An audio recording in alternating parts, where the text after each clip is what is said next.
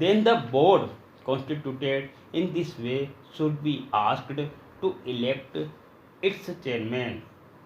If this procedure is adopted, then the government can see that no big grower is elected to the chairmanship. In that case, only a man who can command a majority in the board will be elected, and that man will see to it that justice is done to all the interests concerned. But here the government, in the name of taking over control of the industry, wants to bureaucratize the whole industry. I do not think that by bureaucratizing the board, the government will be able in any way to help the industry to develop or to bring about better working conditions for the labor.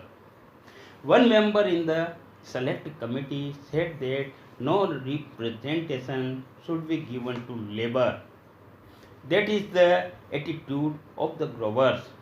That is the attitude generally of all employers in this country.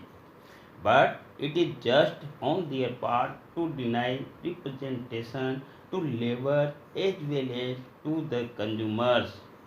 Certainly, the rights of these people should be recognized, but personally, I do not think that by merely giving representation to labor on the board, the government can do justice to labor.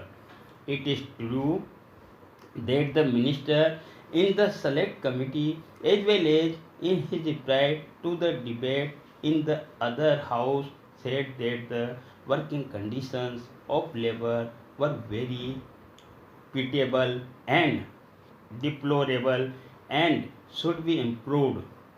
Sir, there was also a petition sent to the Lok Sabha by the employees of the coffee house recommending to the house that their petition should be considered.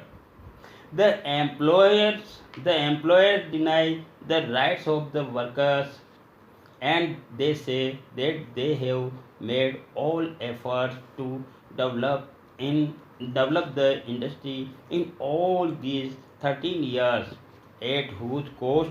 It is at the cost of the workers by paying them low wages. They have made a huge profit, which is expressed in the reply of Mr. Radcliffe to a question of the Honorable Minister of Commerce and Industry that he had been distributing a dividend of 13.5% in 1 year. In 1 year, he had given 20% dividend, in another year 27%, and in yet another year he gave 19% to his shareholders.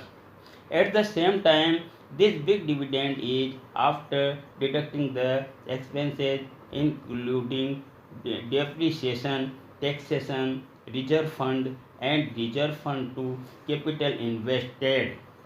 Apart from all these, they have made a net profit so as to distribute an average dividend at 13.5%. Can anybody imagine that such an industry should be allowed to distribute this high dividend of the cost of the poor labor who actually produced this profit? Certainly, at the cost of the poor labor and the people, they have got this profit. The coffee house are getting coffee at the rate of rupees 210 per kilo. At the same time, how do they say coffee there?